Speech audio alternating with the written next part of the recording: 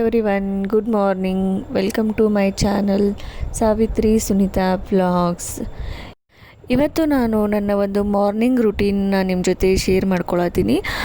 ಇದು ನನ್ನ ಡೈಲಿ ಒಂದು ಮಾರ್ನಿಂಗ್ ರೂಟೀನ್ ಅಲ್ಲ, ಶ್ರಾವಣ ಮಾಸದ ಶುಕ್ರವಾರದ ದಿನದ ನನ್ನ ಒಂದು ಮಾರ್ನಿಂಗ್ ರೂಟೀನ್ ಹೇಗಿರುತ್ತೆ ಅನ್ನೋದನ್ನು ನಾನು ನಿಮ್ಮ ಜೊತೆಯಲ್ಲಿ ಶೇರ್ ಮಾಡ್ಕೊಂಡಿದ್ದೀನಿ. ಆ್ಯಕ್ಚುಲಿ ಇದು ಸೆಕೆಂಡ್ ಫ್ರೈಡೇ, ಎರಡನೆಯ ಶುಕ್ರವಾರದ ಒಂದು ದಿನವನ್ನು ನಾನಿಲ್ಲಿ ನಿಮ್ಮ ಜೊತೆ ಶೇರ್ ಮಾಡ್ಕೊಳತ್ತೀನಿ. ಆ್ಯಕ್ಚುಲಿ ಇವತ್ತು ಗೌರಿ ಪೂಜೆ, ಅಂದರೆ ಶ್ರಾವಣ ಶುಕ್ರವಾರ ನಾವೇನು ಮಾಡ್ತೀವಿ, ಗೌರಿ ಪೂಜೆಯನ್ನು ಮಾಡ್ತೀವಿ. ಸೊ ನಾನು ಇವತ್ತು ಗೌರಿ ಪೂಜೆ ಮಾಡತ್ತೀನಿ. ಸೊ ಹೀಗಾಗಿ ಆ ಒಂದು ವಿಡಿಯೋನ, ಆ ಒಂದು ವ್ಲಾಗನ್ನು ನಿಮ್ಮ ಜೊತೆಯಲ್ಲಿ ನಾನು ಶೇರ್ ಮಾಡ್ಕೊಳತ್ತೀನಿ.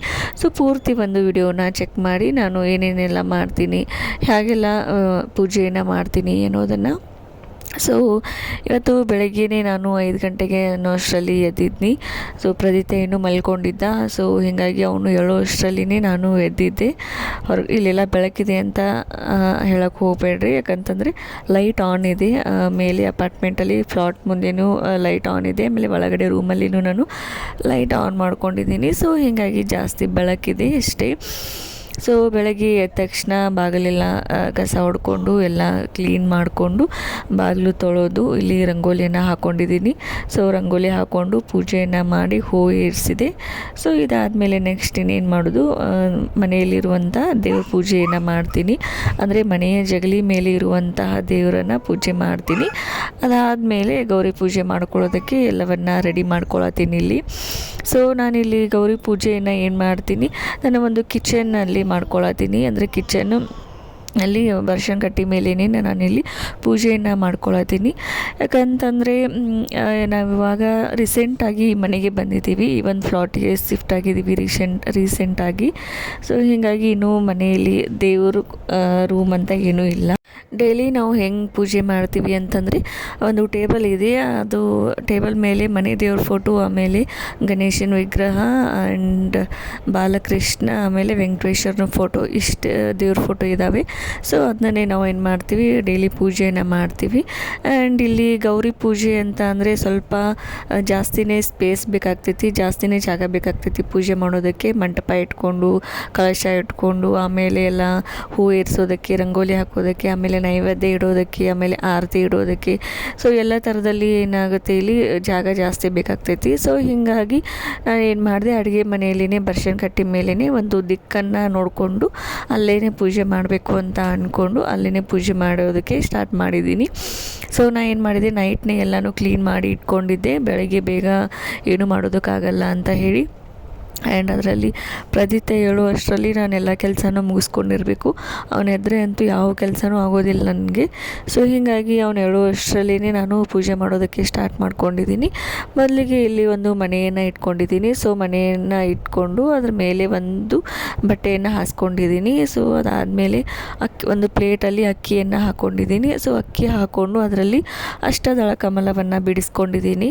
ಸೊ ಅದನ್ನ ಪೂಜೆ ಮಾಡ್ಕೊಂಡಿದ್ದೀನಿ. ಅದಾದಮೇಲೆ ಏನು ಮಾಡಿದೆ, ಇಲ್ಲಿ ಒಂದು ಚರಿಗೆಯಲ್ಲಿ ನೀರನ್ನು ಹಾಕಿ ಅದರಲ್ಲಿ ಅರಿಶಿನ, ಕುಂಕುಮ, ಹೂವು, ಆಮೇಲೆ ಒಂದು ಕಾಯಿನನ್ನು ಹಾಕಿ ನಾವು ಸಂಕಲ್ಪವನ್ನು ಮಾಡ್ಕೊಂಡಿದ್ದೀನಿ. ಅಂದರೆ ಯಾವ ಒಂದು ಕಾರಣಕ್ಕೆ ನಾನು ಈ ಒಂದು ಪೂಜೆಯನ್ನು ಮಾಡತ್ತೀನಿ ಅನ್ನೋದನ್ನು ಸಂಕಲ್ಪ ಮಾಡಿಕೊಂಡು ಎಲ್ಲವನ್ನು ಒಂದು ಚರಿಗೆಯಲ್ಲಿ ಹಾಕಬೇಕು.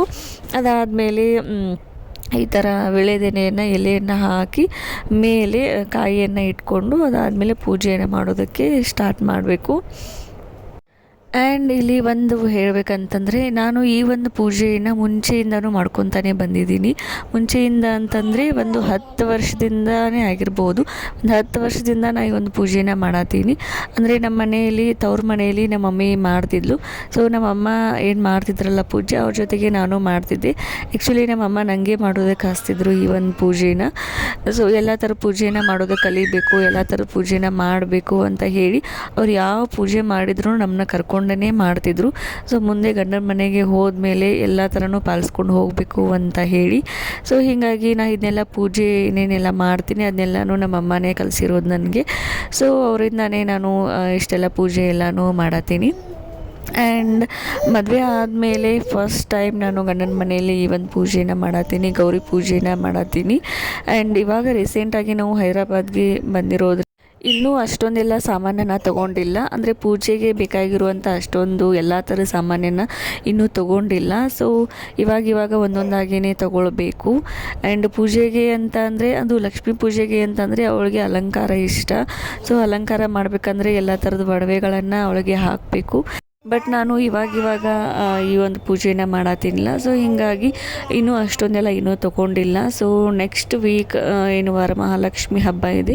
ಸೊ ವರಮಹಾಲಕ್ಷ್ಮಿ ಹಬ್ಬ ಅನ್ನೋ ಅಷ್ಟರಲ್ಲಿ ಕೆಲವೊಂದು ಸಾಮಾನೆಲ್ಲ ತೊಗೊಳ್ಬೇಕು ಅಂತ ಪ್ಲ್ಯಾನ್ ಮಾಡ್ಕೊಂಡಿದ್ದೀನಿ. ಸೊ ಹೋಗೋದಕ್ಕಾಗ್ತಾಯಿಲ್ಲ ಹೊರಗಡೆ ಹೋಗಿ ತೊಗೊಂಬರೋದಕ್ಕೆ. ಪ್ರದೀಪ್ತನ ಕರ್ಕೊಂಡು ಹೋಗಬೇಕಲ್ಲ. ಸೊ ಹೀಗಾಗಿ ಒಂದಿನ ಪ್ಲ್ಯಾನ್ ಮಾಡಿಕೊಂಡು ಮಹೇಶನ ಕರ್ಕೊಂಡು ಹೋಗಿ ಎಲ್ಲ ಥರದ ಸಾಮಾನನ್ನು ತೊಗೊಂಡು ಬರಬೇಕು. ಅಂದರೆ ವರಮಹಾಲಕ್ಷ್ಮಿ ಹಬ್ಬಕ್ಕೆ ಎಲ್ಲ ಥರದನ್ನು ತೊಗೊಳ್ಬೇಕು ಅಂತ ಪ್ಲ್ಯಾನ್ ಮಾಡ್ಕೊಂಡಿದ್ದೀನಿ. ಸೊ ಇವಾಗ ದೇವಿ ಮೂರ್ತಿ ಇಲ್ಲ ನನ್ನ ಹತ್ರ. ಸೊ ದೇವಿ ಮೂರ್ತಿಯನ್ನು ತೊಗೊಳ್ಬೇಕು. ಆಮೇಲೆ ಕೆಲವೊಂದು ಒಡವೆಗಳನ್ನು ತೊಗೊಳ್ಬೇಕು. ಸೊ ಅಷ್ಟರಲ್ಲಿ ಎಲ್ಲ ಥರದನ್ನು ತೊಗೊಂಡು ಪೂಜೆಯನ್ನು ಮಾಡಬೇಕು ಅಂತ ಅಂದ್ಕೊಂಡಿದ್ದೀನಿ. ಆ್ಯಂಡ್ ಕೆಲವೊಬ್ಬರು ಹೇಳ್ತಾರೆ ಮಹಾಲಕ್ಷ್ಮಿ ಪೂಜೆಗೆ ಆಡಂಬರ ಬೇಕಾಗಿಲ್ಲ, ಅಷ್ಟೇ ಸಿಂಪಲ್ಲಾಗಿ ಮಾಡಿದರೆ ಸಾಕು ಅಂತ ಹೇಳಿ. ಬಟ್ ನನ್ನ ಅನಿಸಿಕೆ ಪ್ರಕಾರ ಹೆಣ್ಮಕ್ಳಿಗೆ ಅಲಂಕಾರ ಮಾಡ್ಕೊಳ್ಳೋದು, ಶೃಂಗಾರ ಮಾಡ್ಕೊಳ್ಳೋದು, ಚೆಂದಂಗೆ ಕಾಣೋದು ಇಷ್ಟ ಅನ್ನಿಸ್ತೈತೆ ಅಂದಮೇಲೆ ಮಹಾಲಕ್ಷ್ಮಿ ದೇವಿಗೂ ಎದಕ್ಕೆ ಅನ್ನಿಸ್ತಿರಬಾರ್ದು ಅಲ್ಲ. ಸೊ ಅವಳಿಗೂ ಅನ್ನಿಸ್ತಿರುತ್ತೆ ನಾನು ಚೆಂದಂಗೆ ಡೆಕೋರೇಷನ್ ಮಾಡಿದರೆ, ಚೆಂದಂಗೆ ಅಲಂಕಾರ ಮಾಡಿದರೆ ನಾ ಇವ್ರ ಮನೆಯಲ್ಲಿ ಇರ್ತೀನಿ ಅಂತ ಹೇಳಿ. ಸೊ ನನಗೆ ಯಾವಾಗಲೂ ಈ ಥರ ಅನ್ನಿಸ್ತಿರುತ್ತೆ. ಸೊ ಹೀಗಾಗಿ ನಾನು ಯಾವಾಗ್ಲೂ ಪೂಜೆ ಮಾಡಿದ್ರೂ ಅವಳನ್ನು ಚೆಂದಂಗೆ ಅಲಂಕಾರ ಮಾಡೋದಕ್ಕೇ ಇಷ್ಟಪಡ್ತೀನಿ. ಬಟ್ ಲಾಸ್ಟ್ ವೀಕ್ ಪೂಜೆ ಮಾಡಿದೆ, ಅವಾಗೂ ಸಿಂಪಲ್ಲಾಗೆ ಮಾಡಿದೆ, ನನಗೆ ಅದು ಇಷ್ಟ ಆಗಲಿಲ್ಲ. ಬಟ್ ಈ ವೀಕ್ನು ನಾನು ಸಿಂಪಲ್ಲಾಗಿಯೇ ಮಾಡತ್ತೀನಿ, ಅದು ಇದು ಇಷ್ಟೊಂದು ಇಷ್ಟ ಆಗ್ತಾಯಿಲ್ಲ. ಬಟ್ ನೆಕ್ಸ್ಟ್ ವೀಕ್ ವರಮಹಾಲಕ್ಷ್ಮಿ ಹಬ್ಬಕ್ಕೆ ಅನ್ನೋ ಅಷ್ಟರಲ್ಲಿ ಎಲ್ಲ ಥರದ ಐಟಮ್ಸನ್ನು ತೊಗೊಂಡು ಚೆಂದಂಗೆ ಡೆಕೋರೇಷನ್ ಮಾಡಿ ಅಲಂಕಾರ ಮಾಡಿ ಮಹಾಲಕ್ಷ್ಮಿಗೆ ಇಷ್ಟ ಆಗೋ ಥರನೇ ಮಾಡಬೇಕು ಅಂತ ಅಂದ್ಕೊಂಡಿದ್ದೀನಿ. ಸೊ ನೋಡೋಣ ಏನೇನಾಗುತ್ತೆ ಅಂತ ಹೇಳಿ. ಸೊ ಇವಾಗ ಕಳಶ ಎಲ್ಲ ಇಟ್ಕೊಂಡೆ, ಆಮೇಲೆ ಇಲ್ಲಿ ಅರಿಶಿನ ಕುಂಕುಮವನ್ನು ಲಕ್ಷ್ಮೀ ದೇವಿಗೆ ಹಂಗನೂಲ್ ದಾರವನ್ನು ಹಾಕಿದೆ. ಆಮೇಲೆ ಮಂಗಲ ಸರ ಬಳೆಗಳನ್ನು ಏರಿಸಿದೆ. ಹಿಂಗಾಗಿ ಅದರ ಜೊತೆಗೆ ಒಂದು ದಾರನ ತಗೊಂಡು ಅರಿಶಿನ ಬಣ್ಣ ಹಾಕಿ ಮಾಂಗಲ್ಯವನ್ನು ಮಾಡಿದ್ದೀನಿ. ಇದಾವೆ.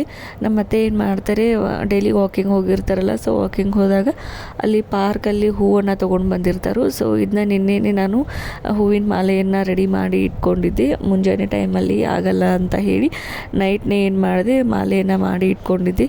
ಸೊ ಸಾಕಷ್ಟು ಹೂವನ್ನು ತೊಗೊಂಡು ಬಂದಿರ್ತಾರೆ. ಸೊ ಹೀಗಾಗಿ ಪೂರ್ತಿ ಹೂವಿನಿಂದಾನೇ ದೇವಿಯನ್ನು ಅಲಂಕಾರ ಮಾಡಿರ್ತೀನಿ.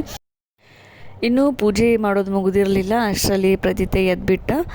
ಅವನನ್ನು ಎಬ್ಬಿಸ್ಕೊಂಡು ಬಂದು ಸ್ವಲ್ಪ ಸಮಾಧಾನ ಮಾಡಿ ಆಮೇಲೆ ಅವ್ರ ಅಜ್ಜನ ಹತ್ರ ಕೊಟ್ಟು ಮತ್ತೆ ಪೂಜೆ ಮಾಡೋದಕ್ಕೆ ಸ್ಟಾರ್ಟ್ ಮಾಡಿಕೊಂಡೆ.